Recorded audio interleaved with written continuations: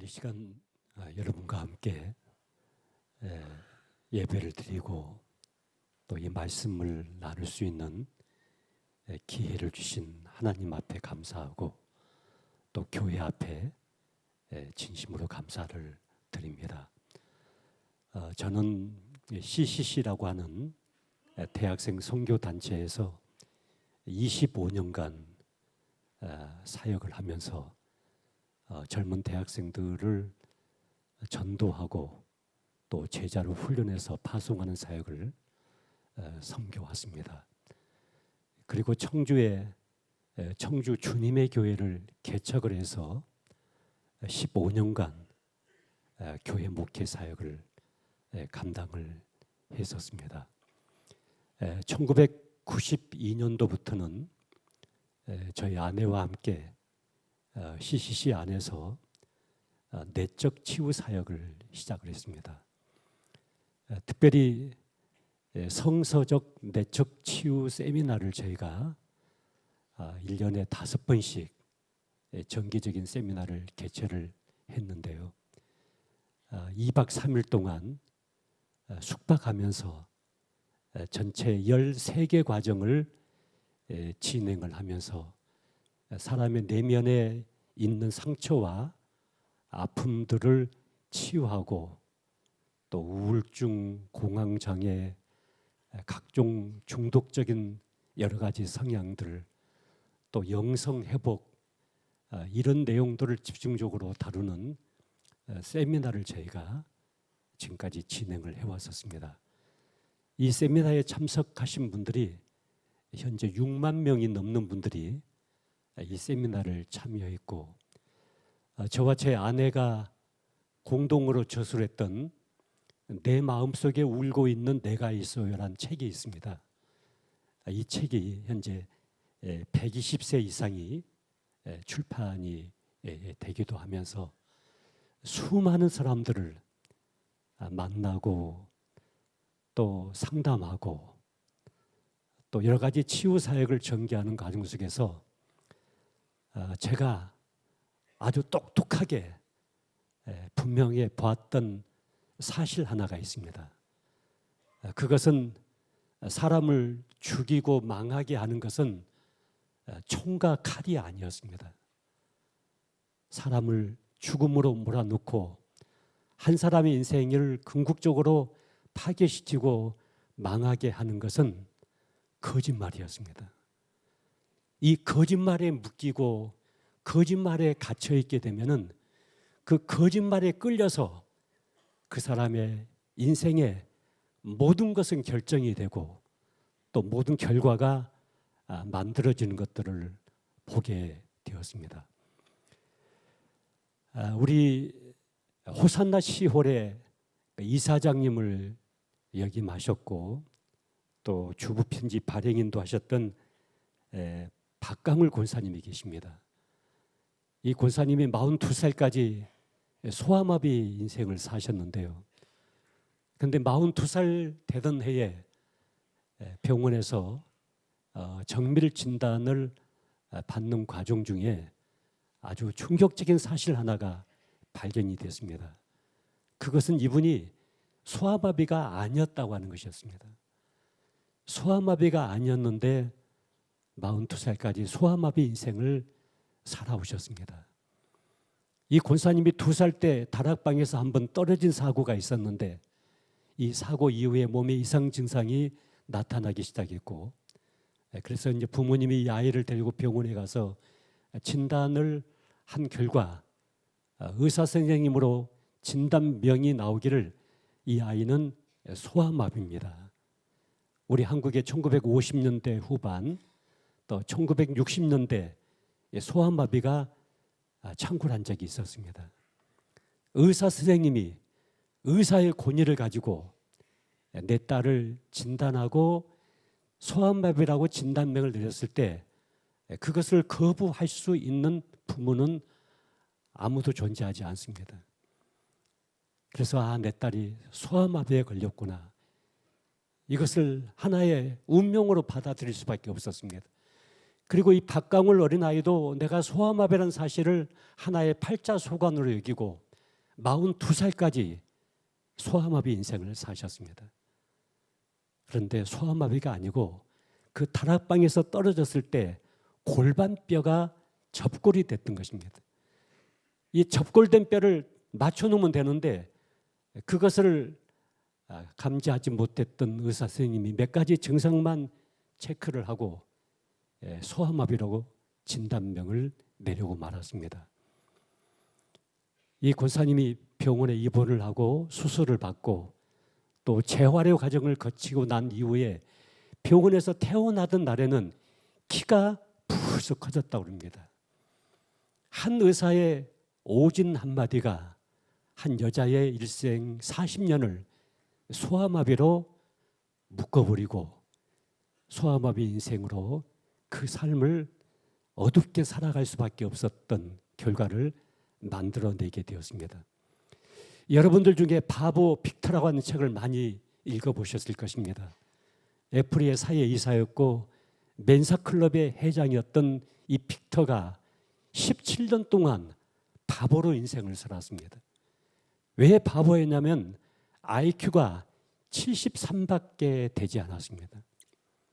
IQ가 73이라는 이 사실에 묶여 있다 보니까 말도 바보처럼 어눌하게 해야 되고 행동도 바보처럼 할 수밖에 없었습니다.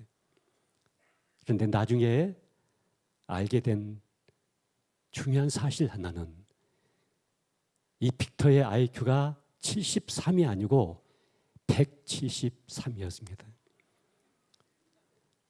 IQ를 검사하고 그 선생님에 의해서 그 IQ가 선생님들 사이에 이렇게 발표되게 되었는데 앞에 있는 일자가 들어오지 않고 뒤에 있는 73만 이 선생님 눈에 확 들어오게 되었습니다. 그래서 73이라고 이야기를 했습니다.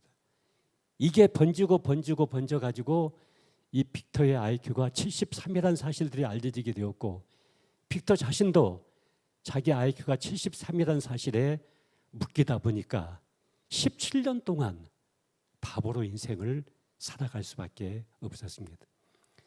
자, 이런 현상은 박광을 권사님만 이루어지는 것이 아니고 빅터에게만 이루어지는 것이 아니라 우리 각자에게도 얼마든지 이루어질 수 있는 현상입니다. 거짓말에 묶여있는 내 속사람, 또 거짓말에 갇혀있는 내 속사람은 그 거짓말이 이끄는 대로 내 인생을 만들어갈 수밖에 없습니다. 너는 바보다. 너는 재수없다. 너는 잘하는 것이 아무것도 없다. 너는 실패할 것이다. 너는 더 이상 크지 못할 것이다. 너는 더 이상 나갈 수가 없을 것이다. 길은 막혔다. 문은 닫혔다. 깜깜하다. 여기서 주저앉아야 된다. 너는 밥값도 못한 인생이다. 너는 태어나지 말았으면 좋을 뻔한 인생이다. 우리가 어머니 태중 안에 있을 때부터 만났던 많은 권위자들에 의해서 우리는 여러 가지 나에 대한 평을 받습니다. 이것이 사실인지 사실이 아닌지를 분별할 수 없는 어린 아이에 들었던 이 한마디 한마디 권위자들의 애언과 이 거짓된 메시지가 우리 속사람을 묶어버리고 맙니다. 결박시켜버리고 맙니다. 그러면서 우리는 그 결박에 끌려가지고 우리 인생을 계속해서 살아갈 수밖에 없습니다. 사람마다 자기 자신에 대한 셀프 이미지를 가지고 있습니다. 내가 누구고 내가 어떤 존재고 내가 어떤 가치가 있는 존재인가. 이 자신에 대한 아이덴티티를 형성하고 있는데 내가 가지고 있는 인생의 본질적인 여러 가지 질문에 대해서 나는 어디서 왔고 나는 무엇을 하다가 나는 어디로 가는 존재인가? 그리고 내 존재의 가치와 의미는 어디에 있는 것인가? 내 삶의 목적은 어디에 있는 것인가?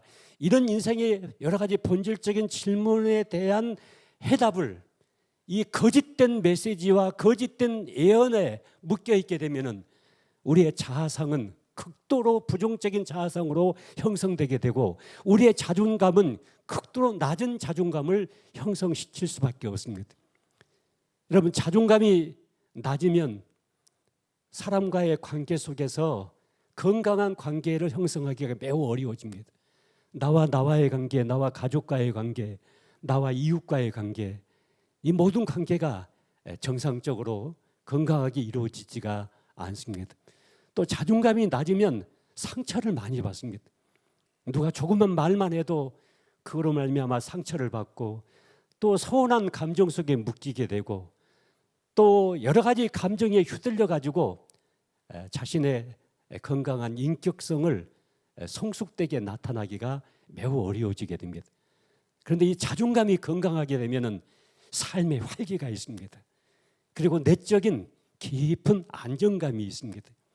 누가 뭐라고 말을 해도 그 말에 휘둘리지가 않습니다. 누가 건드려도 그것 때문에 깊은 상처를 받지 않습니다. 그 사람이 너무나 힘들고 너무 상처가 많고 너무 연약하다 보니까 이런 말을 하는가 보구나. 그걸 얼마든지 수용할 수 있는 내적인 능력을 갖게 됩니다. 자존감이 건강하게 되면은 그 사람의 인생관, 세계관, 죽음 다음에 내세관, 이 모든 것 속에 영향을 미치게 되고 하루하루 살아가는 삶의 모든 내용 속에 모든 이해와 해석의 범위가 완전히 달라지게 됩니다. 그래서 우리가 자존감을 건강하게 회복시켜가는 이 과정이 매우 중요하게 됩니다. 오늘 봉독해 주신 이 본문의 말씀은 거라산 지방의 한 청년의 정신을 온전케 하셨던 예수님의 치유 사역의 현장을 우리가 보고 있습니다. 한 세 가지로 말씀을 좀 요약해 보겠습니다. 첫째는 1절부터 5절까지 보시면 한 사람의 인생이 어디까지 망가질 수 있는가, 어디까지 파괴될 수가 있는가, 이 뚜렷한 현장을 우리가 목격하게 됩니다.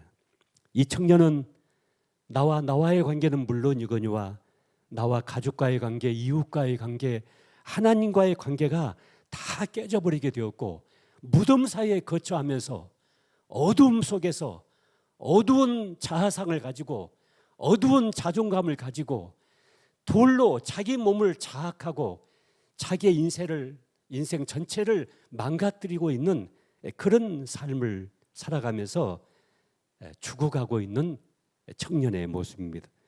그런데 이 청년의 인생이 이렇게까지 망가지고 이렇게까지 무너질 수밖에 없었던 그 배후에 아주 결정적인 원인이 하나가 있었는데 오늘 성경은 악한 귀신의 역사에 이 청년이 묶여 있기 때문이라고 말씀하고 있습니다. 악한 영의 역사가, 악한 귀신의 역사가 이 청년의 인생을 이렇게 파괴적으로 만들어가고 있었던 것입니다. 우리는 이 영적인 세계에 대해서, 특별히 악한 영적인 세계에 대해서 바른 진리의 말씀을 붙잡고 있어야 됩니다. 많은 그리스도인들이 이 귀신에 대해서 막연한 두려움을 가지고 있습니다. 귀신이 나를 해코지 하면 어떻게 할까? 우리 가정을 무너뜨리면 어떻게 할까? 나를 실성하게 만들어버리면 어떻게 할까? 이 귀신에 대한 막연한 두려움 속에서 속아 넘어가고 있습니다. 그런데 우리가 성경적으로 이 귀신에 대해서 바른 진리의 말씀을 붙잡고 있어야 됩니다. 세 가지입니다. 첫째는 귀신의 존재를 인정해야 됩니다. 여러분, 눈에 보이지 않는 하나님의 존재를 인정하기 때문에 우리는 하나님께 예배하고 기도하고 하나님을 찬양할 수 있는 것처럼 우린 영적 전쟁의 한 복판에 지금 보냄을 받은 십자가의 군사로 우리 한 사람 한 사람을 하나님이 세워놓으셨습니다. 우리가 싸워야 될 적이 누굽니까? 이게 악한 영의 권세를 갖고 있는 귀신이라고 성경은 말씀하고 있습니다. 그래서 이 귀신의 존재를 순간순간 인정해야 됩니다. 살인, 강도, 강간, 인간의 형상을 파괴시키고 인간의 인격성을 질밥해버리는 이 모든 어두움의 범죄와 제약의 배후에 악한 귀신의 역사가 있다는 사실을 여러분이 인정하셔야 됩니다. 그래야만이 우리는 영적 전쟁에 대비할 수가 있고 영적 전쟁에서 우리는 승리할 수가 있습니다. 두 번째는 귀신의 존재는 인정하지만 귀신의 능력은 부정해야 됩니다. 귀신은 어둠의 세력입니다. 여러분, 천년의 어두움도 작은 촛불 앞에서 그 어두움은 무력화되고 맙니다. 참 빛 대신 예수 그리스도가 우리 안에 살아계십니다. 우리는 빛 가운데 있는 존재들이기 때문에, 그렇기 때문에 어떤 어둠의 역사도 믿는 크리스찬들을 어찌할 수가 없습니다. 우리는 예수 그리스도의 이 빛 가운데 있는 존재로서 귀신의 존재는 인정하지만은 귀신의 능력은 부정하는 이 삶을 순간순간 붙잡아야 됩니다. 세 번째는 이 귀신을 예수 이름으로 대적하라고 성경은 말씀합니다. 너희는 마귀를 대적하라. 예수님은 제자들을 두 명씩 짝을 지어서 파송하면서도 귀신을 제어할 수 있는 권세를 유임해가지고 너희가 가는 곳곳마다 예수 이름으로 귀신을 대적하라고 말씀합니다. 여러분, 우리는 순간순간 귀신의 존재를 인정하고 귀신의 능력은 부정하면서 우리가 귀신에게 휘둘리고 미혹을 받고 시험을 받을 때마다 예수 이름으로 이 귀신을 대적해야 됩니다. 내 마음속에 역사하는 이 악한 귀신은 물러갈지어다. 나로 하여금 이 죄를 범하게 하는 악한 귀신은 물러갈지어다. 이게 대적해야 됩니다. 이 대적해버리면 여러분, 까마귀가 날아왔다가 내 머리 위에다 둥지를 틀지 않고 그냥 지나가 버릴 수 있는 것처럼 대적하지 않고 있으면 이 어두운 세력은 내 안에다가 둥지를 틀기 시작하고 세력을 키우기 시작하고 그 어두운 세력에 끌려서 우리 인생을 살아갈 수밖에 없는 것입니다. 그래서 이 세 가지를 우리는 순간순간 적용하면서 살아가야 됩니다. 자, 크게 두 번째로 오늘 본문의 6절부터 13절까지 보시면은 이 귀신 들린 청년이, 다시 말해서 귀신이 예수님 앞에 무릎 꿇고 7절에 보시면 큰 소리로 부르짖어 가로되 그렇게 말씀합니다. 또 10절 말씀 보시면 간절히 구하더니, 또 12절 말씀 보시면 이에 간구하여 가로되. 여러분, 이 귀신 들린 청년이, 이 귀신이 예수님 앞에 나와서 무릎을 꿇고 지금 뭐 하고 있습니까? 우리가 소박하게 얘기한다면 지금 기도하고 있는 거거든요. 간절히 자기의 소원을, 자기 원하는 것을 간구하고 구하고 소리 질러서 부르짖어 구하고 이렇게 기도하고 있었는데 13절에 보니까 이렇게 했더니 13절에 성경이 뭐라고 말씀하시냐면 따라서 보십시다. 허락하신대. 여러분, 예수님께서 이 귀신의 간구와 소원을 허락했다고 성경은 말씀합니다. 자, 이 말씀을 들으실 때 여러분, 어떤 메시지가 여러분의 가슴을 칩니까? 하나님의 어떤 섭리론적인 입장에서, 하나님의 어떤 거룩한 역사를 이루어가는 관점에서 이 귀신의 간구와 소원까지도 허락하신 하나님이시라고 하신다면은, 피로 값주고 사신 하나님의 자녀들이 하나님의 꿈을 이루고 하나님의 뜻을 이루기 위해서 내 가정을 위하여, 사업장을 위하여, 내 자녀들을 위하여, 내 건강을 위하여 내가 기도할 때 하나님은 내 기도를 어떻게 하실 것인가? 허락하실 것입니다. 응답하실 것입니다. 여러분, 내 기도가 응답이 된다는 이 확신을 가지고 있는 이 기도의 영성이 우리 안에 살아있을 때 우리의 속사람은 건강해질 수가 있습니다. 여러분, 기도가 응답이 된다. 하나님께서 이 귀신의 간구와 소원까지도 허락하셨다고 한다면은 내가 지금 당면한 경제적인 문제, 지금 당면한 인간관계의 문제, 지금 당면한 이 문이 열리지 않는 문제, 지금 당면한 이 물이 솟아나지 않는 이 문제, 이것을 위해서 우리가 기도하고 간구하고 구하고 부르짖게 될 때 반드시 하나님은 그 기도를 응답하실 것입니다. 여러분, 음악이라고 하는 것은요, 오선지에다가 이렇게 악보를 그려놓는 것이 음악이 아닙니다. 오선지에다가 악보를 그려놓는 것이 음악이 아니고, 이 악보를 가지고 이제 연주자에 의해서, 목소리에 의해서 이게 음악이 연주가 될 때 비로소 이 악보가 음악이 될 수가 있는 것처럼, 하나님이 우리에게 약속하신 이 말씀이 기록되어 있는 문자로 얼마든지 끝나버릴 수밖에 없습니다. 구하라, 찾아라, 문을 두드리라, 너는 내게 부르짖으라, 내 입을 열게 열라. 여러분, 성경 갈피 속에 구원받은 하나님의 자녀에게 주신 최고의 특권은 기도의 특권을 우리가 가지고 있습니다. 사방팔방이 다 막혀 있지만은 하나님을 향해서는 구멍이 뻥 하고 뚫려져 있습니다. 그 하나님을 향해서 주여 하고 기도하고, 하나님 이 문제가 지금 나에게 필요합니다. 이 문이 열려야 되겠습니다. 이 길이 열려야 되겠습니다. 이 물이 솟아나야 되겠습니다. 이 가정의 문제가 해결돼야 되겠습니다. 우리 자녀들이 새로운 길로 가야 되겠습니다. 직장 문제가 해결돼야 되겠습니다. 여러분, 하나님 앞에 하나님이 원하시는 것을, 하나님의 뜻을 이루기 위해서 기도하는 이 기도의 특권, 이 기도가 멈춰버린 사람은 영적으로 호흡이 멈춰가는 사람입니다.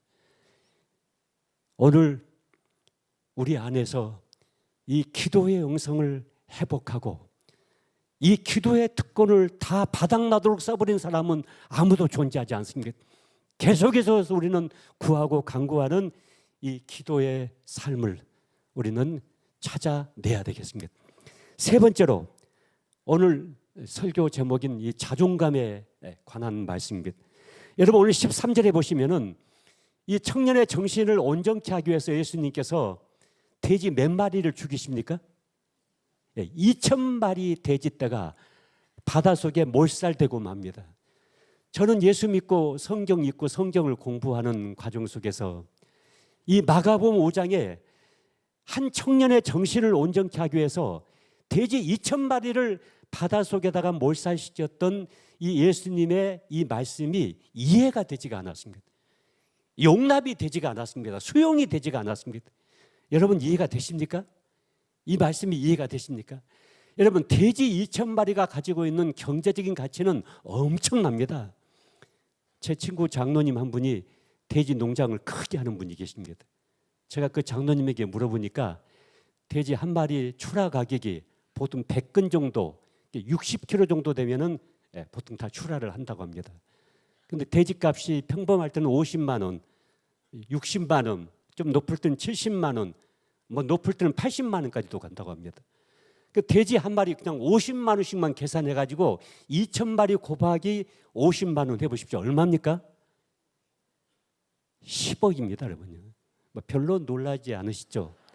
10억이 별로 안 크다고 생각하시죠, 여러분? 여러분, 엄청난 돈입니다, 이건.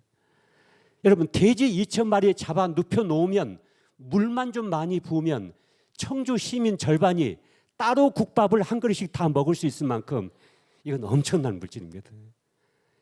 그런데 이 엄청난 물질을 한 청년의 정신을 온전케 하기 위해서 예수님께서 바닷속에다가 몰살시키고 말았다. 이 말씀이 이해가 되시냐고요. 기독교가 비현실적이고 비사회적이고 비경제적이고 그렇기 때문에 이런 실수를 하신 것은 아닐까. 무엇인가 잘못된 것처럼 이 말씀이 이해가 되지 않았습니다. 그런데 어느 날 마태복음 16장 말씀을 읽었습니다.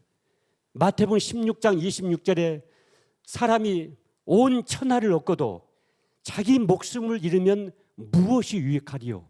사람이 무엇을 주고 자기 목숨과 바꿀 수가 있겠느냐? 예수님께서 한 사람의 생명의 가치, 한 사람의 영혼의 가치를 말씀하실 때 온 천하를 주고도 이 한 생명과 바꿀 수가 없다. 이 한 영혼과 바꿀 수가 없다고 그렇게 말씀하셨습니다. 여러분, 만약에 돼지 10만 마리를 죽여가지고 나를 구원해낼 수 있다고 한다면 하나님이 인카네이션 하실 이유가 없잖아요. 하나님은 말씀으로 모든 만물을 창조하신 분이기 때문에 돼지 10만 마리 만들어 죽이고 구원하고 만들어 죽이고 구원하고 만들어 죽이고 구원하시지, 왜 하나님이 인간의 몸을 입고 이 땅에 오셔서 하늘과 땅 사이에 메어 달리셔서 피와 물을 콸콸 쏟아가시면서 그 십자가에서 죽어가실 이유가 어디 있습니까?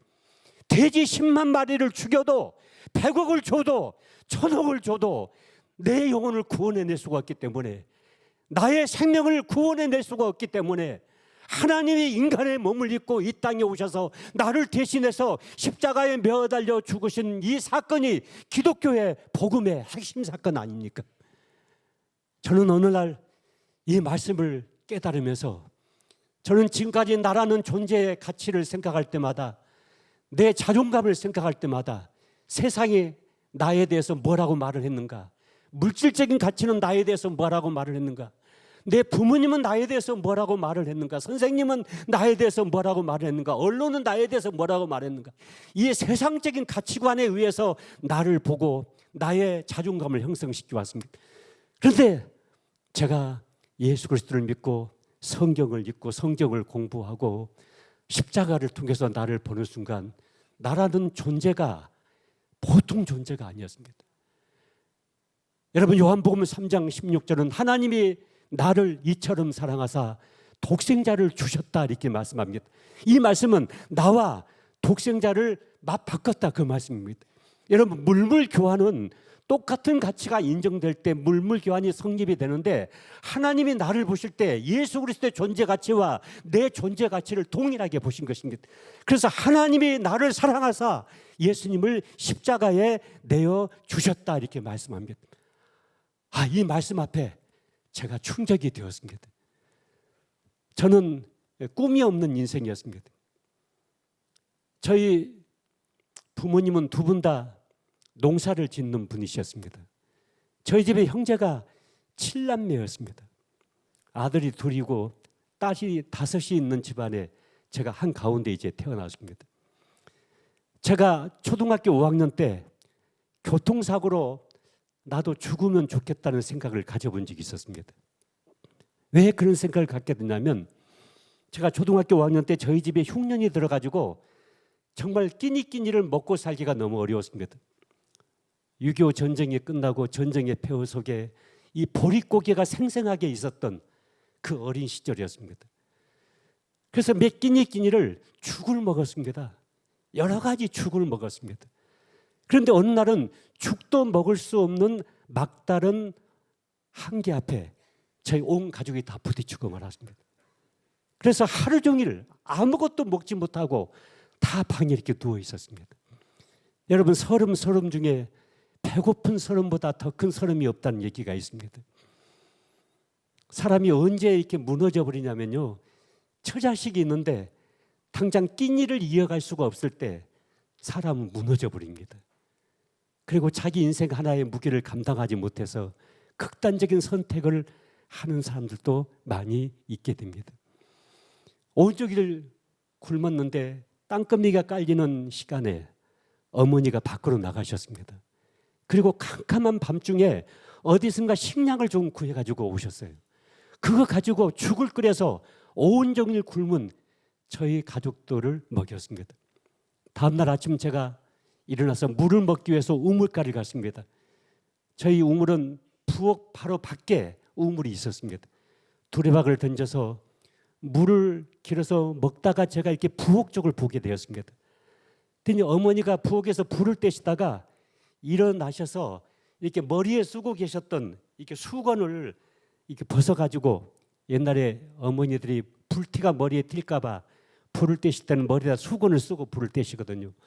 이걸 툭툭 털고 다시 수건을 고쳐 쓰시는데 제 어린 눈에 충격적인 장면 하나가 목격이 됐습니다. 그것은 저희 어머니는 처녀 때부터 한 번도 자르지 않은 아주 곱디고 온 긴 머리카락을 갖고 계셨습니다. 그런데 그 머리카락이 싹둑 잘라주고 말았습니다.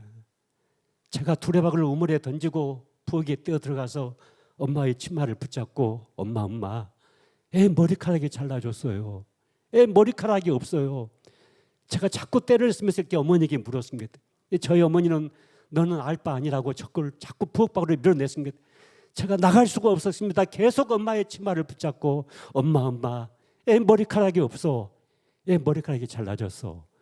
제가 자꾸 이렇게 따지니까 저희 어머니가 저를 이렇게 보시더니만 엄마 머리카락 잘라주고 쌀 2대와 바꿔왔어 그랬습니다. 저희 어머니가 93세에 세상을 떠나셨습니다마는 지금도 그 사건을 생각하면 가슴이 이렇게 먹먹해집니다. 저희 어머니가 돌아가셨을 때 제가 직접 제 손으로 염을 했습니다. 장의사에게 맡기고 싶지가 않았습니다. 동생의 도움을 받아서 제가 염을 하면서, 어머니가 4월 달에 돌아가셨는데 아름다운 진달래꽃이 수가 놓여진 예쁜 한복을 입혀드렸습니다.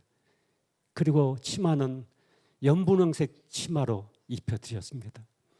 이분은 나의 어머니에게 동시에 대한민국의 위대한 여성이었다. 위대한 분이었다.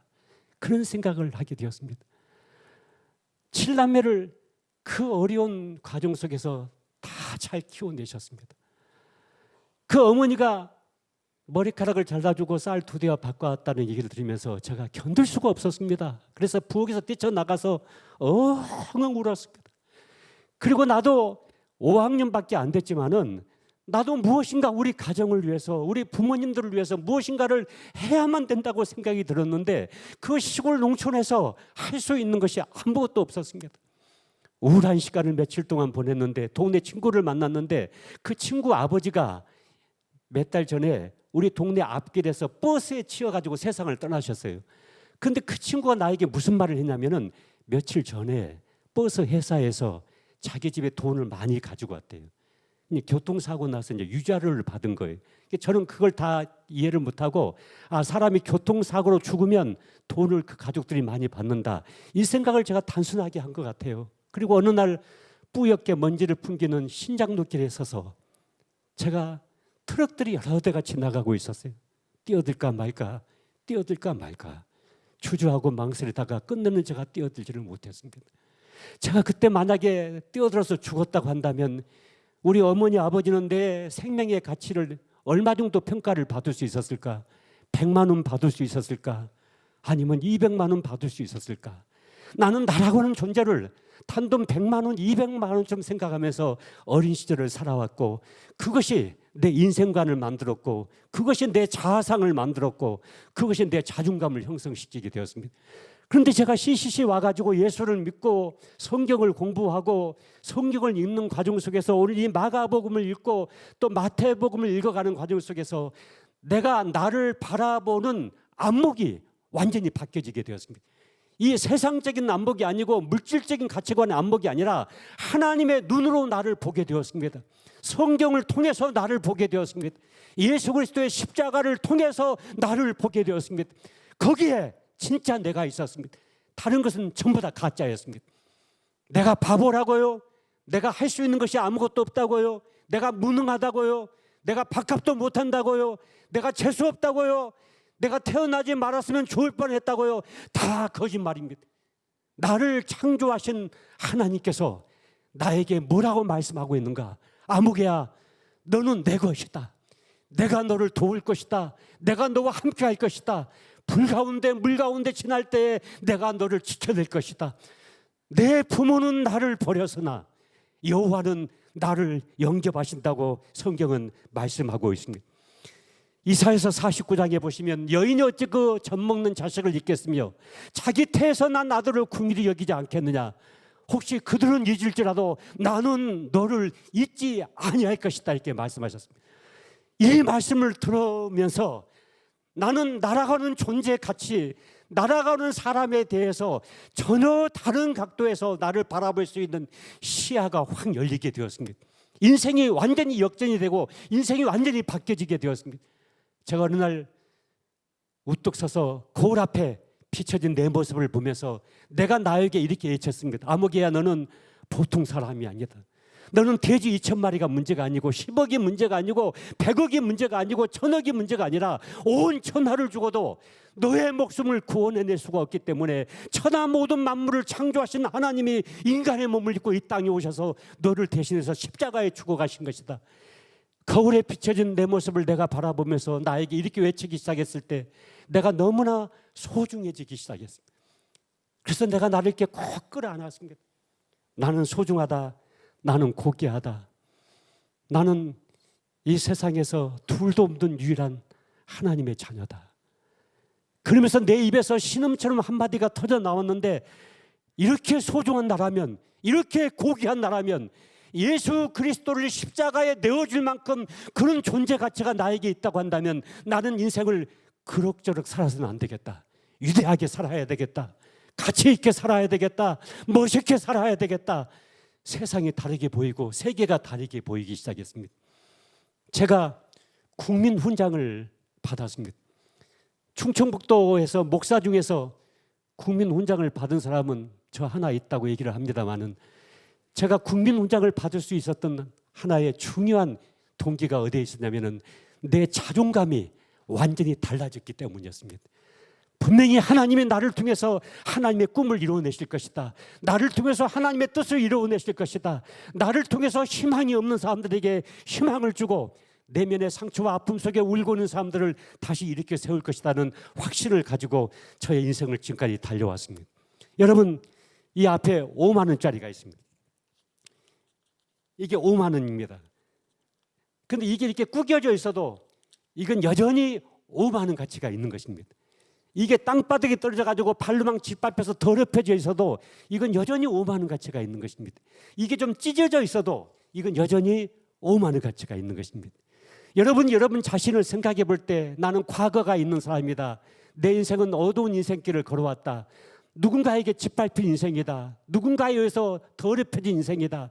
내 인생은 찢겨진 인생이다. 고로 나는 가능성이 없고, 고로 나는 고귀하지 않고, 고로 나는 하나님께도 인정받지 못하고, 고로 나는 나도 나를 용서하지 못하고 나를 용납하지 못하는, 그래서 나를 자학하고 나를 업신여기고 나를 푸대접하고 그런 인생을 살아가는 사람들이 있습니다. 여러분, 내 인생에 과거가 있고 아무리 어둡고 아무리 짓밟히고 아무리 더럽혀지고 아무리 찢겨진 인생이라 할지라도 하나님이 나를 보실 때는 내 존재의 가치가 하나도 바뀌어지지 않았습니다. 날 사랑하신 성경에 써있네. 제가 어느 날 꽃집에 가서 저를 위해서 꽃을 샀는데 장미꽃 100송이를 샀습니다. 꽃집 아줌마가 아직 누굴 주려고 이 장미꽃 100송이를 사가세요? 그랬을 때 제가 말하기를, 누굴 주긴 누굴 줘요. 나를 주려고 사죠. 장미꽃 100송이를 사서 내가 내 품에 안겨주면서 내가 나에게 말하기를, 아무개야, 너는 장미꽃 100송이가 아니라 1000송이라도 내가 너에게 안겨주고 싶을 만큼 너는 그렇게 소중한 가치다. 소중한 존재다.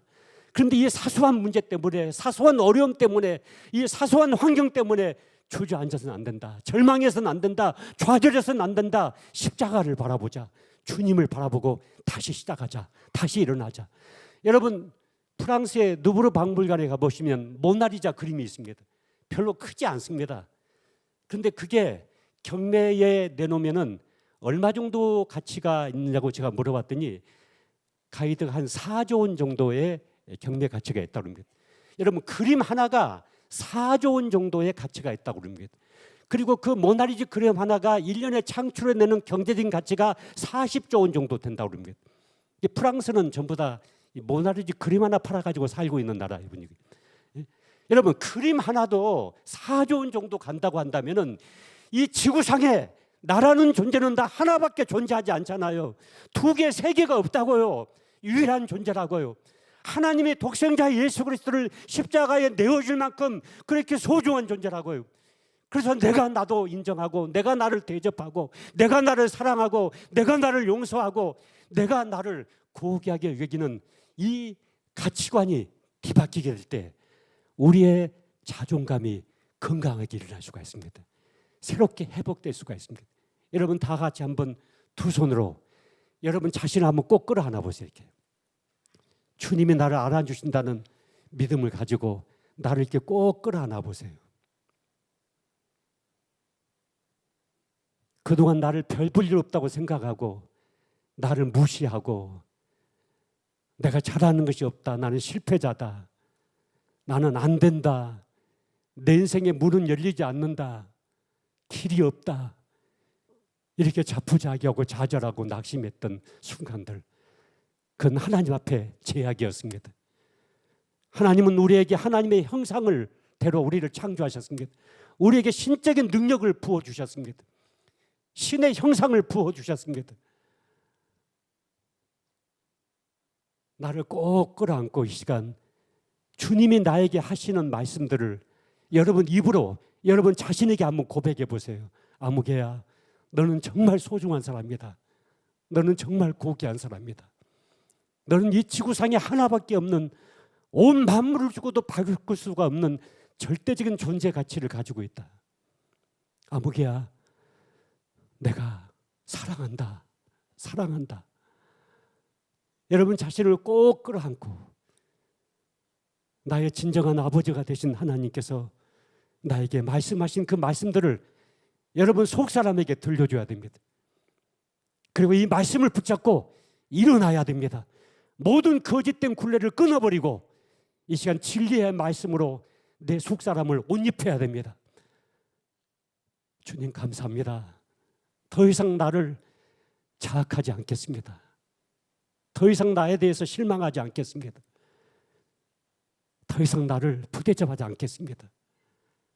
나도 나를 고귀하게 인정하고 여기고 대접하고 주님 그렇게 살아가겠습니다. 내 속사람을 건강하게 풀어주시고 새롭게 하여 주시고 자유를 주시고 주님 그럭저럭 살지 않겠습니다. 그럭저럭 살지 않겠습니다. 주님 그럭저럭 살지 않겠습니다. 여러분 다 같이 한번 따라서 해보십시다. 주님 그럭저럭 살지 않겠습니다. 그럭저럭 살지 않겠습니다. 위대하게 살겠습니다. 위대하게 살겠습니다. 위대하게 살겠습니다. 주님 그럭저럭 살지 않겠습니다. 주님 이 시간 주님의 자녀들의 이 고백과 이 결단을 받아주시고 이 시간 우리 속사람을 건강하게 한 사람 한 사람을 일으켜주시고 이제는 십자가를 통해서 나를 볼 수 있는 영적인 눈이 계속해서 열려지게 해주시고 강건한 속사람을 가지고 이 땅에서 풍성한 삶을 살아갈 수 있도록 하나님 축복해 주시기를 원합니다. 예수 그리스도 이름으로 기도하옵나이다. 아멘.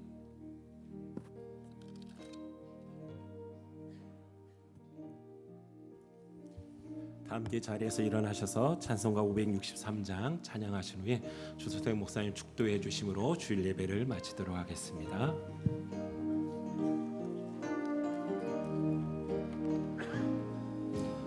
예수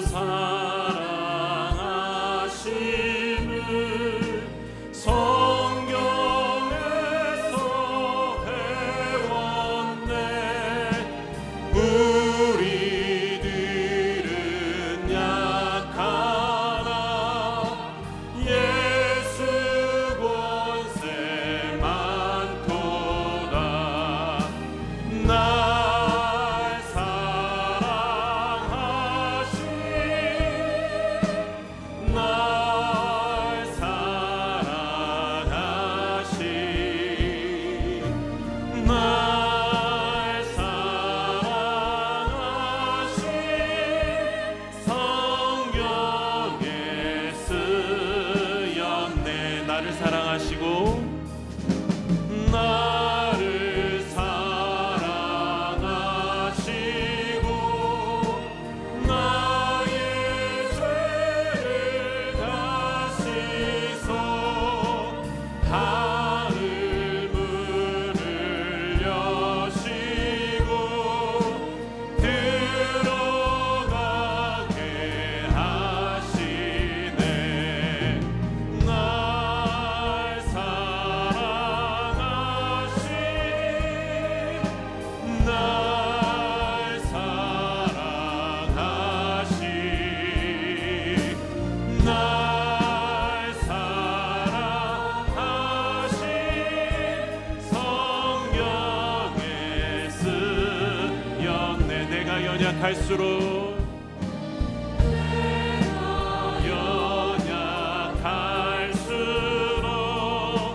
더욱 귀히 여기사 높은 보좌 위에서 낮은 나를 보시네. 날 사랑하시 날 사랑하시 날 사랑하시 성경에 쓰였네. 세상 사는 동안에